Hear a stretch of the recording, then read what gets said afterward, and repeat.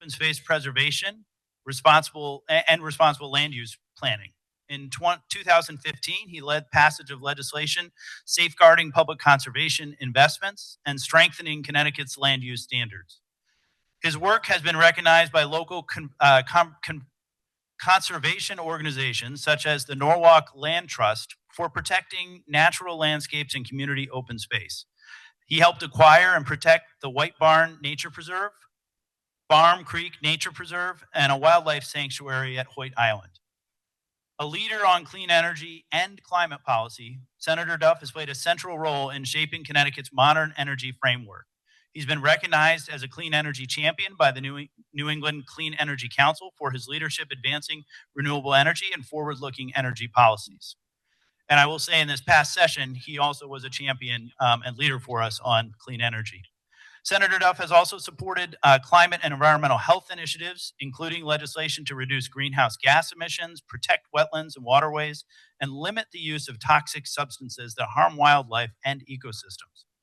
His environmental voting record has earned him top scores and legislative champion recognition from the League of Conservation Voters, most notably getting a 100% score on multiple occasions. Bob even helped facilitate the rescue of a Cooper's hawk in his own backyard, which led him in 2024 to testify against the use of rodenticides for their impact on wildlife. Taken together, he has an amazingly strong record on the environment and clean energy. So I want to call Senator Duff up here right now. Thank you so much for your leadership.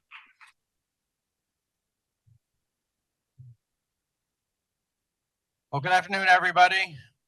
I hope everybody's filled up with lunch and ready to go for the second part of the day today. After that nice introduction, thank you, Adam. I feel it's all downhill from here.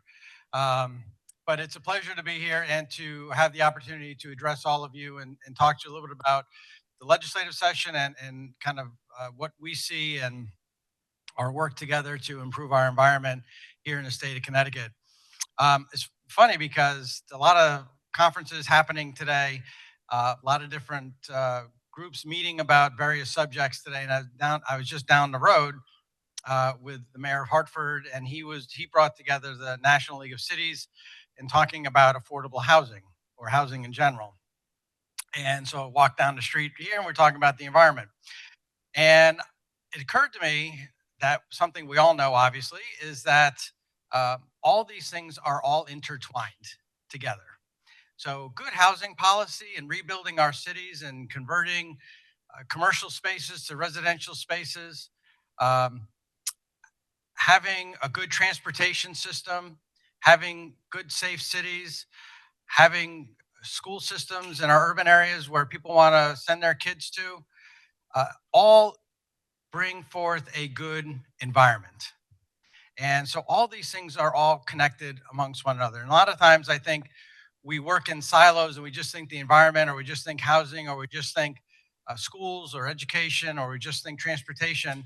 But it really is very important for us to work together across different areas so that we are moving issues forward in various ways, and that we can have a clean environment because we have good housing policy. We can have a clean environment because we have a transportation policy that actually works for people, that puts people on mass transit, that has sidewalks, that has good infrastructure.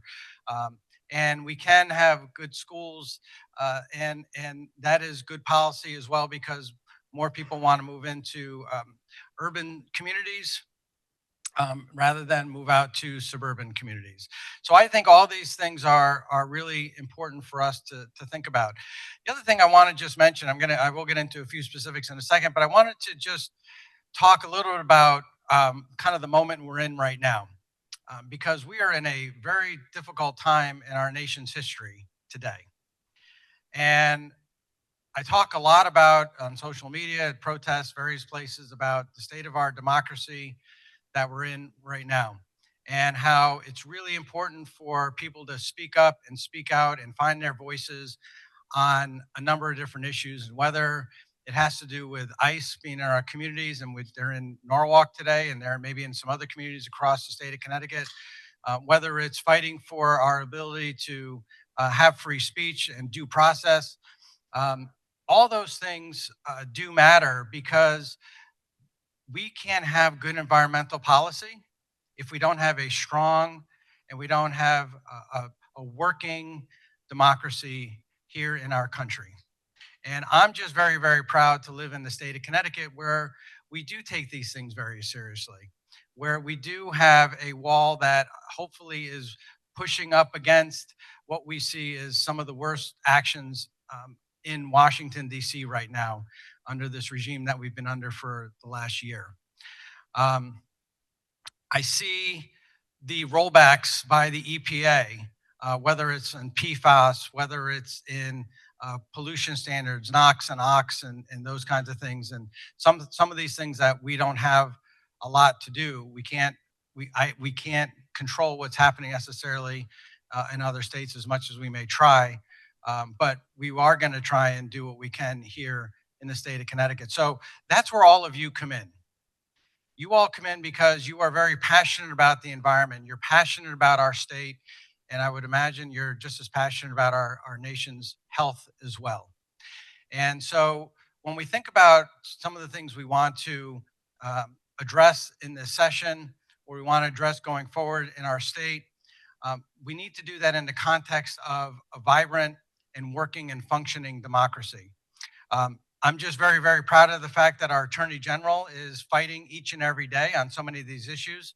And I heard he gave a really good speech this morning, which is totally on brand for him.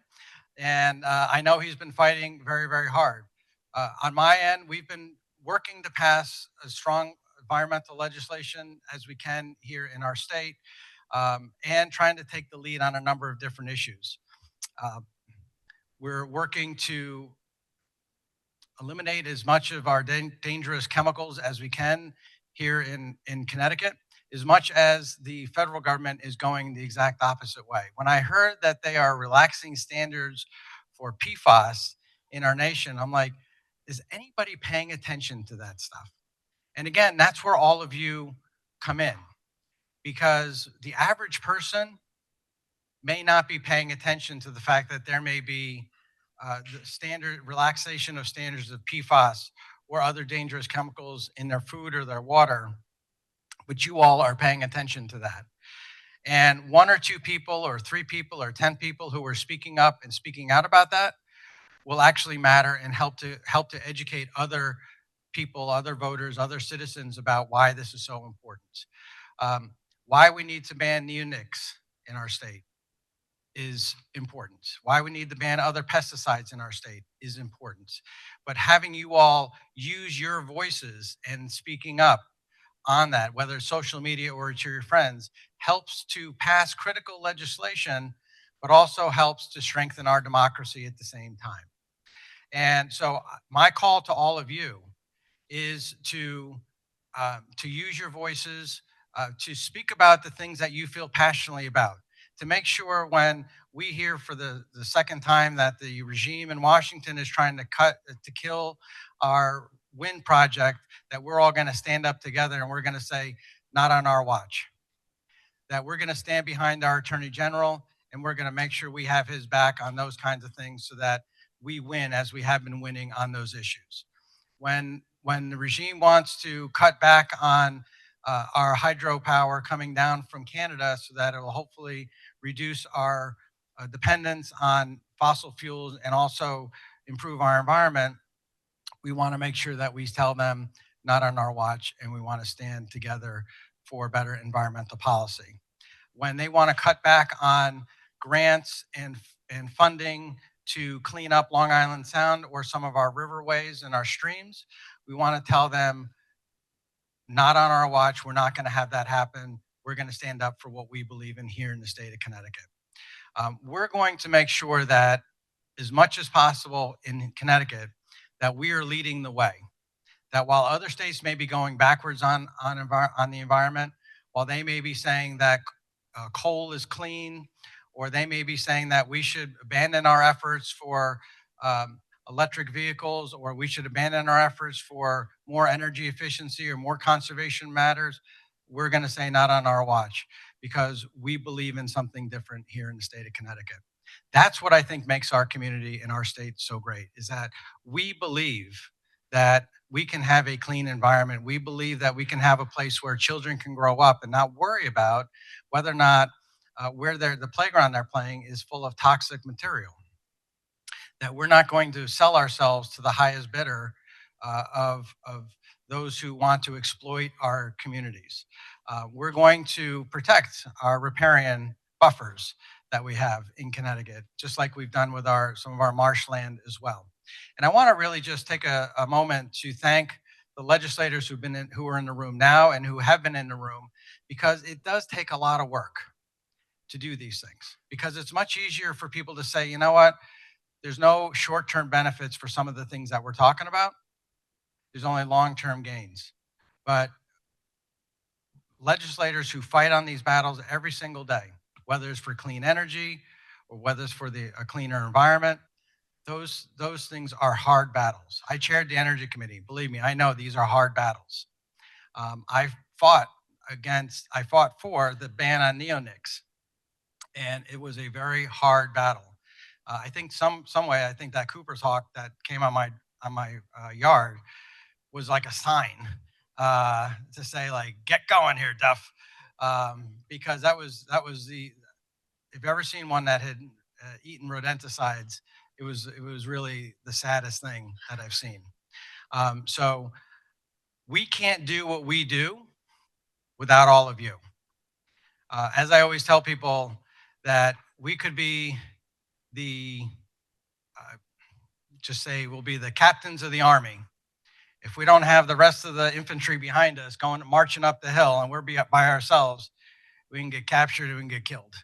We need the rest of the army here to help us, support us with the legislation that we want to get through. Coming.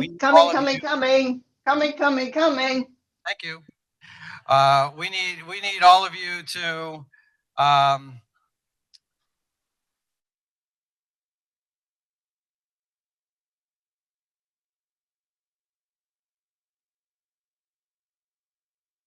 in critical legislation, but we need you, and I'm asking you personally, please help us stand up for democracy.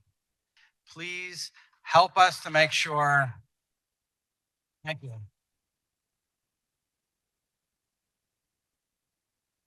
Please help us make sure we stand up for the rule of law and that we get people to vote and we get people to see what is so plain in front of us right now, that people have a hard time affording the basics because prices have gone up, that they have a hard time in their lives right now because there's so much uncertainty, that what we've known in this country a year ago no longer exists. That's where we need you. So stand up for us, stand up for each other. Let's get good environmental policy passed. Let's make sure we keep Connecticut the best it could possibly be and as a beacon and as a model for the other 49 states across this country. Thank you so much.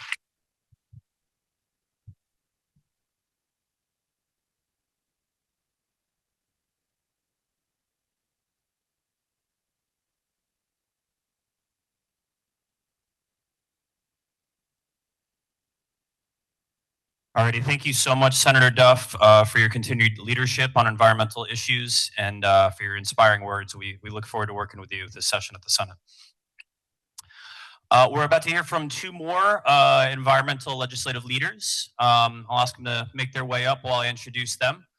We're going to be hearing from both Representative John Michael Parker, who co-chairs the Environment Committee, and then Representative Jonathan Steinberg, who co-chairs the Energy and Technology Committee. Representative John Michael Parker represents Connecticut's 101st District, which includes Madison and Durham. Currently, like I said, serves as chair of the Environment Committee. This past legislative session, Representative Parker played a critical leadership role in advancing major climate and energy legislation that strengthens Connecticut's clean energy future, protects public health, and positions our state as a leader at a time when federal momentum is uncertain. And we are grateful for his leadership and excited to hear his insights today. And then I also want to introduce Representative Jonathan Steinberg, represents Westport's 136th District, and is concluding an extraordinary 16 years of service in the Connecticut House of Representatives. Let's give them all a round of a hand.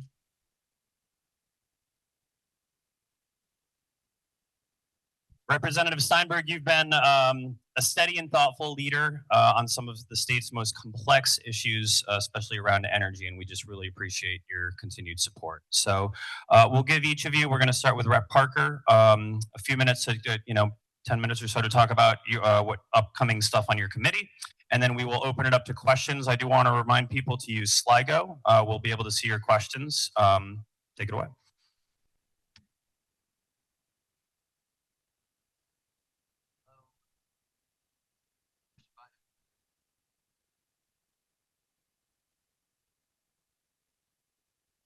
Push our buttons.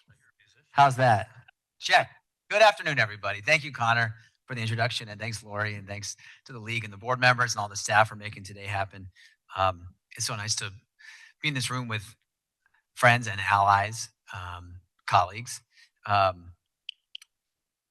we've heard, there's a lot going on, as you all know and you feel it in our world. And being here today with a group of folks that are like-minded and trying to work together on some of these complex issues at a really important time makes me feel encouraged. So I'm grateful to get to be with you all today. I'll pick up on the thanks to Leader Duff, who's helped get a lot of key policy through in his Senate leadership in the last few years. So we're grateful for him. And as he mentioned, I also want to extend the thanks to the other legislators in the room. I'm very excited that we have a bipartisan group today. Thanks, Rep. Jensen, for being here. I'll try to give you a shout out. So I see Jensen, and I've seen Comey and Winter and Dathan and Hughes and Gilchrist and Gucker and Arzano. Anyone that I missed? A lot of Environment Committee members out there. So these are the folks that you need to go follow up with, because these are issues that hit us on both sides of the aisle in both chambers. And there's real opportunities. We try to function in a way that is respectful and collaborative and collegial. And I think we've made some success with that. And so we encourage you to share your feedback with all the members of our committees and across the legislature. So let me talk a little bit about some of the things that we're looking at on the committee. And my co-chair, Senator Loeb, sends his regards today. He's been such an important ally in this work. And so we've sort of been building out our agenda together. We're still hearing from folks, so this is not finalized by any means, but these are sort of the things that we're thinking of. First, I just, again, will acknowledge a lot of this work right now is playing defense. Thankfully, our colleagues over on ENT are doing a lot of the important work with regards to energy, but when we think about what's happened to our wind projects, our offshore energy, transportation emissions, I'll come back to that in a minute, for something we can actually do. We heard from the Attorney General this morning. So much of our posture right now is responsive and defensive, trying to fill budget holes, thinking about how to utilize scarce resources. So just to name, that takes up a lot of space in what otherwise could be a planful, proactive moment. And yet we're still going to try to be planful and proactive when we can. Before I get into some of our specific committee priorities, I do want to give a shout out to an important activity that's happening right now this year, which is the next round of regulation for RGGI, which is the Regional Greenhouse Gas Initiative. That's been a really successful program that Connecticut has been a part of with neighboring states in terms of reducing emissions, also in terms of getting funding to support our climate goals. And so our friends at the agency have been working hard to set up the next round of regulation there. Folks that are on the Regulations Review Committee, so not necessarily the Environment Committee, will have a chance to get into details this year. I have, all faith that this is going to continue going forward, because I think the benefits of this project have been so self-evident, but I want to make sure it's on everyone's radar. Let's not miss the chance to be talking about RGGI this year, the success it's been, because sometimes we pass big programs and then we look at the next shiny thing, and this is one we can't let go of. So I'm hopeful and encouraged that RGGI will continue forward and keep Connecticut as a key partner in that work, but we got to keep some attention on it. So now let me briefly hit some committee issues. The first one that I put on my list here is the bottle bill. You may be thinking, why the heck are we still talking about the bottle bill? there are some challenges with implementation right now and some real strains on the system. Specifically, we're hearing from distributors, but we know it's across the system. And what we risk if we don't have a functioning system is the system falling apart. And the voices that would say, do away with the bottle bill, which is not many of our voices. And I don't, I'm not worried that that's the moment we're in right now. We don't want to get to that point. We can't let the system be weakened because it's been incredibly effective in reducing pollution, in encouraging recycling, in supporting partnerships. It's been a huge success with, I think, over a 50% reduction over the last decade, and increased of our return rate. So we have to figure out how we can do a better job of making sure that certain players along that pipeline are not having millions of dollars in additional burden put on them, because that's an untenable system. So working on the bottle bill, my commitment is to maintain and to strengthen and to make it work. That's what the committee is going to be trying to do this year. It's going to take some time and some effort, so you'll hear a lot about that from us. We're going to continue the work we've been doing on waste, thinking about plastics. My colleague and Vice Chair Rep Baumgartner has been a leader in that space. We continue to hear great ideas about waste reduction. We're thinking about capacity, thinking about the grant programs that fund innovation. Specifically, we're thinking about EPR for plastics and packaging and what the timeline might be for that in Connecticut. And there's been some important work happening at the agency with a waste characterization study.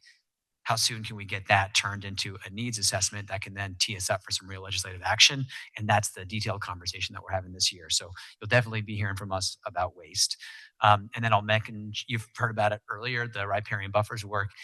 Incredible shout out to Rep. Mashinsky and her co-chair, Rep. Anderson, bipartisan leadership on that working group that have really done some important work in the last 3 months when many legislators have this work at the back of their mind. We've had folks that were stepping up and pushing that forward. We're grateful for their leadership, and I'm excited to see what we can do on a riparian bill. And then I'll just quickly dash off a few last things if I'm not out of time.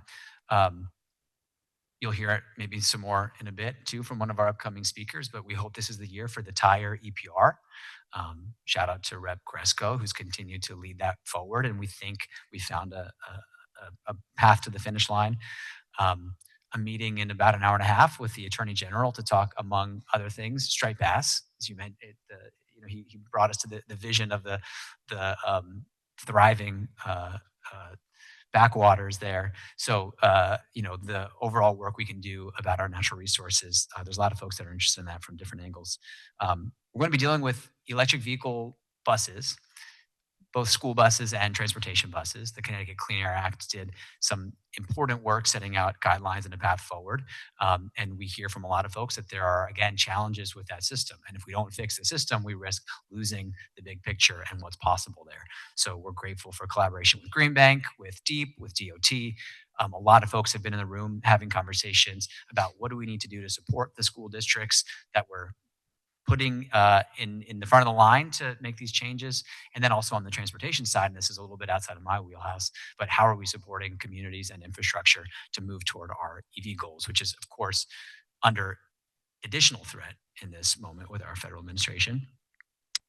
I was very grateful yesterday that the governor sent out a letter regarding PA 490. We were hearing from a lot of farmers and folks in the ag space. I'm sure there's some of them in this room with some real financial challenges. So there's going to be a working group to figure out. So what happened was we reverted back, the governor directed OPM to revert back to the 2020 rate setting so that farmers are not having this huge financial hit this year, and then buying us a bit of time to come up with a workable solution. So that's some environment work. That's also finance committee. They're great partners of ours too. I was really excited about the pesticide data modernization. That group has been doing incredible work on this. Excited to keep that bill conversation moving. And then I'll wrap up with 2 final points. A huge shout out to Juliana and her team for the Climate Superfund work. We did a bill on this last year. I think there's some applause emerging that are well due. We did a bill on this last year. We're going to do a bill on it again this year and try to keep the conversation going. It's a big idea, a big concept. One of these bills that probably takes a couple of years, as Rep. Palm would know about, to come back at and keep pushing up the hill. But it's an exciting idea and important one for us to keep talking about. And so on that note, I'll say finally that tomorrow morning at 9 a.m., the committee is having an informational hearing where we're thinking about insurance. Um, this a huge shout out to Senator Lopes, my co-chair, who's leading this. We want to talk about the implementation of SB 9 and the big resilience bill we passed last year. The Department of Insurance is going to present on their resilience report, and then there's an idea to have a surcharge on insurance policies that insure fossil fuel projects, so that we have some way to further invest in the resilience that's required out of those activities. So what do we need to be thinking about to, in the same vein of the Superfund, thinking about really making sure that the folks are who are responsible for some of these changes in our world are accountable. So join us at 9 a.m. tomorrow if you want to jump right into that conversation, but we might see a bill on that as well. That's all that I've got on my big list here. Let me hand it over to Rev Steinberg, and then we'll be happy to take some questions. Thank you. Let me start by thanking Connor for those kind words. Welcome to my farewell tour. um, you know, I'm going to tell a story I've told before in this audience in the past. So if you've heard it, you can just tune out for a few minutes if you haven't already. I was a newly minted representative-elect in December of 2010 and was invited to my first League of Conservation Voters Summit. And I didn't know what to expect. And I sat at a table with a couple of freshman legislators, and we were wowed. It was incredibly informative. But for me, the seminal moment was when a Yale professor named Dan Estey got up to speak about his book Green to Gold and how good business and environmental responsibility are not opposed but can go hand in hand. And it kind of turned me on to this entire energy subject. I was one of the typical people. The only thing that I worried about was whether the light came on when I flipped the switch. And it has led me on this path to ultimately becoming chair of the Energy and Technology Committee. Who would have thunk? But I just want to impress upon you how influential the League is with legislators and how this is often our introduction to some very important subjects. So I want to encourage you, particularly when we have, after an election, we have new legislators on board or new people on our committees, to make sure that you reach out. As I was joking earlier, we used to say on the Energy and Technology Committee, nobody cares about energy policy. Nowadays, everybody cares about energy policy, and we like to better the old way. I mean, there's a lot of misinformation out there, and people are paying attention. And I'll get into my agenda shortly, which touches on that. But it's really important that when we engage our friends and associates, that we are equipped with the facts and good answers to disabuse them of misconceptions and make it very clear that a lot of things that they may read about in their feed, from what the feds are claiming to calls to ban lithium batteries because they set the world on fire. There's a lot more information out there that puts things in context. And that's really what we often do in the legislature. Our public hearings are intended not simply to debate legislation, but to inform ourselves and the public on subjects that matter to us. And that's why your contribution, even as non-experts oftentimes, is so critical for us making good decisions. And that's really where we are today. How do we make good decisions in the current environment? It's very easy to be panicky. If you talk to your friends, you probably know somebody who's struggling right now with the affordability issues that we have, who are worried about their futures for a variety of reasons. And we were talking in the solar breakout about there are many different causes for affordability, but it really doesn't matter if people are hurting. We have to find a way to ameliorate the circumstances. My problem is that can't come at the expense of good policy. And last year we faced the potential for a significant retrenchment in a not so great way. I think we kind of ended up with a Mexican standoff, if you will, but affordability will be on the table again. All I'm saying is let's have that conversation, but let's have it in the context of not abandoning decades of good policy making that have made a huge impact. You heard Representative Parker talk about RGGI. Most of us don't even know what it stands for, Regional Greenhouse Gas Initiative, and 10 times fast. But more importantly, we don't understand what the benefits have been, that we almost take them for granted. All of the emissions that have not happened, and again, very hard to prove the negative kind of thing, but the world we live in terms of the environmental impacts, the healthcare impacts, is something that we don't fully appreciate. And we often lose the battle because the benefits are a little bit squishier than just looking at the price of energy. And I really want to encourage everybody to help us frame our energy policy in the context of value and benefits, not just price. We're going to have the affordability conversation. We're going to see what we can do to take a little pressure off folks. But, you heard Senator Duff talk about not on my watch. I'm not going to allow backsliding on my watch. So we're going to be moving things forward. So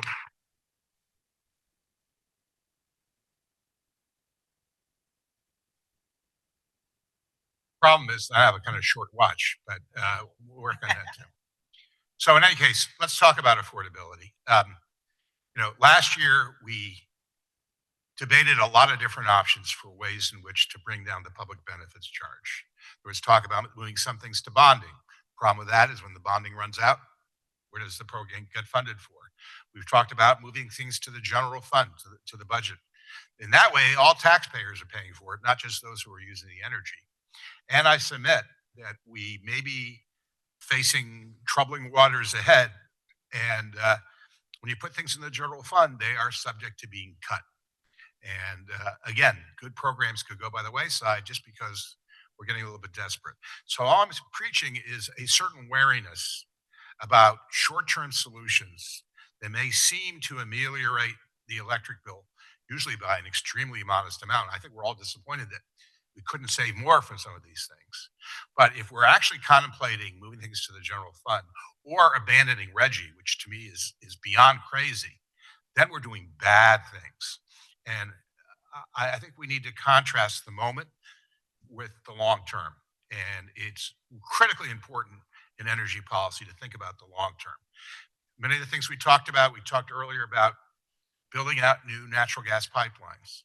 Well, that could take close to a decade to build out. And by the time we're done with them, their useful life may not even be able to find developers willing to make that investment.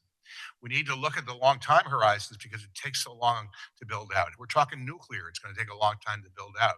Offshore wind has been retarded, hopefully not terminally in that sense. So we have to look at our generation resources and things like storage that will help us get through this transition. We may not be in crisis today with or without data centers, but that could change in just a few years. And at that point, it'll be too late to ramp up some of the things that we're talking about. So I'm saying is I'm very sensitized by the fact that I don't want to do anything this year that's going to come back to haunt us in coming years. And that's where the tension is going to be this session. So that's affordability. We're going to have the conversation again. We'll look at public benefits. We'll look at other things. There were some ideas on the table last year which were radical, that were risky, but might bring us some short-term benefits. Do we want to take a risk on behalf of Connecticut ratepayers? I am not comfortable with that, but there are those who are willing to consider it. So let's shift to solar. This was supposed to be the year of solar, and it's still going to be. A couple of years ago, we were contemplating making changes to the existing incentive programs. But we actually did a smart thing. We empowered Pura to do an analysis of the programs to make sure we understood how they were working. Were they working as intended? Legislators always start off with good intentions, and then we actually implement the things, and then we discover that our language wasn't precise enough or that there were unintended consequences. This is a good time to review our solar incentives. There are process things we can improve on, permitting, how we deal with certain obstacles. There are many things that may only be tweaks to the program that can bring great benefits. I personally would like to extend our programs, which are due to expire in just a couple of years, at least through the end of the current federal administration, so that we can reevaluate where things stand with solar in Connecticut and with the solar industry once the, let's just say the new impediments have at least the prospect of going away. So you'll hear me talking a lot about just extending to the point in which we have time to fully evaluate what we have and what the future looks like. There are many other elements that will be on the table. We'll probably end up having what I would call a solar day, where all sorts of bills that are solar related will be heard before the committee. The new hot topic, plug-in solar. It's so new that most of us are still learning about it at this point. But we're going to look at the track record in Utah. We're going to look at some of the security and safety requirements that are probably essential to making sure we can move forward with that. But it's on the table. It's something that could happen. And I'm one who would argue that we can put solar on anything. That's a generally good idea. So suffice it to say, we're going to talk about not just solar, but solar in tandem with storage as being a solution for intermittency, but also allowing us to create, particularly in the commercial area, entities that are self-sufficient, that are not going to be dependent on the grid and cause issues for us. If we can co-locate solar and storage, they can pretty much be standalone in that sense, which is more of an issue with a lot of the behind the meter conversations with data centers and things of that sort.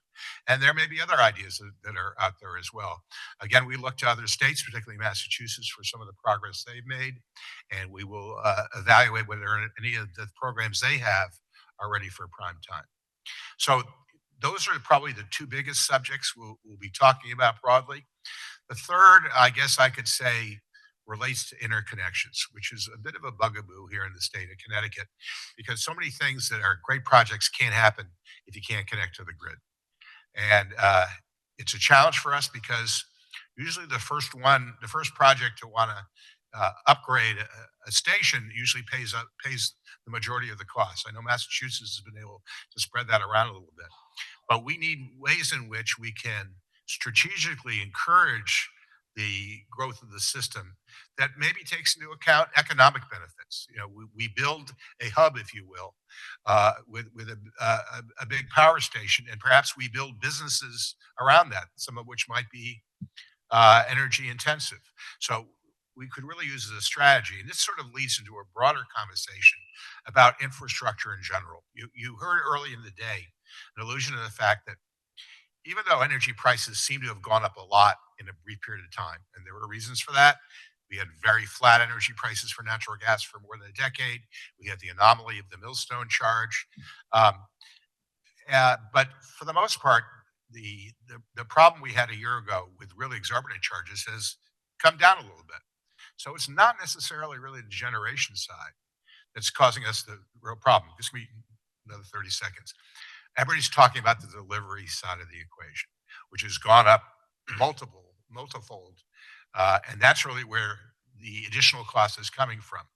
One of the challenges we're going to have as a state, and we're not alone in this, is that we have to balance the need to make investments in infrastructure, improving the reliability of the grid, building out lines to bring remote energy to us, while at the same time not creating an increased burden for ratepayers, because somebody has to pay for this. We can't count on the federal government. And if we fail to make investments in infrastructure now, these are the kind of things that will haunt us down the road. So there's a broad conversation about interconnection and infrastructure that we will initiate. Whether it results in legislation, I'm not sure. But this should be important to all of us. And it's part of the conversation we have with our friends and neighbors. Generation is not necessarily the big problem. Those costs may come down in some ways. Delivery charges are what's really going to cost us. I'll leave it at that. Perfect. Yeah, Rep. Parker, I know we want to get you out of here by 2. Hard stop at 2. So I think we have time for a question or two. Just looking through here. Someone asked, we see a lot of language and bills that are study bills or study language on both clean energy or environmental policy stuff, with very real climate goals and clean energy goals coming up. What can we do, and what can the legislature do to have more, I think, active results to keep us on track to meet those goals? I think, as I mentioned before, let's look to the work of the riparian working group. Having serious and well-intentioned, even if they're from opposing perspectives or multiple perspectives, having serious, well-intentioned people join a working group and move the ball forward in the off session is critical to get good policy into the future. There's a few ways to do it, but when we see a study bill or we see a working group, we do plenty of them that go nowhere. The ones that, and I don't want to speak too soon because we still got to pass something. I know that. Listen, but I want to talk about it because it feels so promising because the ones that we can actually get people invested in, bring leaders like many that are in this room to the table and engage and stick with it in December. That's really exciting to me. I listened in on Zoom to Deep's GC3 quarterly meeting, Government's Climate Change Council. And it seemed like a seminal moment because there were a lot of people coming out of the woodwork saying, you see, these goals were only aspirational in the first place. We're never going to accomplish them. And I was very pleased by Deep's response in that regard, which is whether the goals change or the dates change, the values are there and we still need to pursue them. And I think we are at a moment in which we need not to be necessarily worried about a specific goal or target. They are important, but focusing on projects that are going to actually bring about the change that we're talking about. And thankfully, we've been working on a lot of these things for a long time. Again, people aren't aware of a lot of the great programs we have out there. And if we're going to address climate change in a way in which there are people out there saying, well, what can Connecticut do? It's a small state. That's the kind of argument that really leaves me disappointed because it's an instance where we all have a role to play. And it's not a matter of a state or a town or an individual. Everybody has to be pitching in that regard. So that I think one of the challenges we have as legislators, and I know the agencies do as well, is making sure people know what's out there and getting people to take advantage of those programs. I'd like to look at the league and other organizations as kind of a clearinghouse sometimes, where we can make this information available to people so that they can find a way to productively take action. That's where we are. Rather than being paralyzed, I think we're all looking for ways to be constructive. So, rather than be disappointed that we may miss a 2030 goal, I'm more interested in seeing what things we can do, not necessarily as a legislature, but we can all do at an atomized level as an individual or a community to move the needle ourselves. So on that broad scale level, I will suggest that climate change is still in our hands and we can still make a difference. Perfect. And then one more very quick one. I think this will end us on a positive note, just in like a sentence or two. As the U.S. pulls out of the international climate accords, how can CT as a state make clear to the world that we are still in?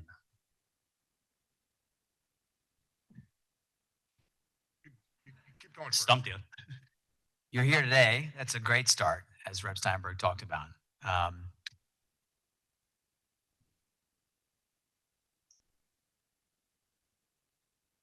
Continuing to show up. I'll say continue to have faith in the process and to not become cynical in the face of the challenges. I think about the high school students and the college students that are part of this movement. I think about the seniors that are part of this movement that are helping us bring the large perspective of this community. We have to keep believing that government can continue to help us move forward, and we have to invest in that government to make it work. And I truly believe that in Connecticut, that's still possible. I truly believe in our country, it's still possible. There are risks and there are challenges, and we're lucky to have people that are on the front lines of that work. But by continuing to show up and believing in the process and believing that the bills that we pass in the legislature this year make a difference, and putting your best into it and to not allow yourself to be cynical in the face of it, that's what I try to remind myself. Perfect. Rep. Steinberg, final word. I was a psychology major at Yale. We were both Yale. He's part of the Eastern elitist conspiracy. But I'm going to put on my psychologist hat for a moment. It's okay to feel angry. It's okay to feel a little paralyzed by the moment. Then shrug it off and figure a way to make a difference. You know, if we allow ourselves to be cowed into passivity, we lose more than the program of the moment. We lose the general will to make a difference. I mean, I can't imagine that's a big problem with this audience. But there are a lot of our, again, I get back to friends and neighbors who are very concerned, and we should reassure them that there are things that we can be doing to move things forward. And, you know, emotion is natural and reasonable and acceptable, but it's not an endpoint in itself. It's taking action. It's being well educated so you can explain things to other people. That's going to make a difference. And this too will pass. Thank you both so much. Give it up one more time. We look forward to working with both of you this coming session.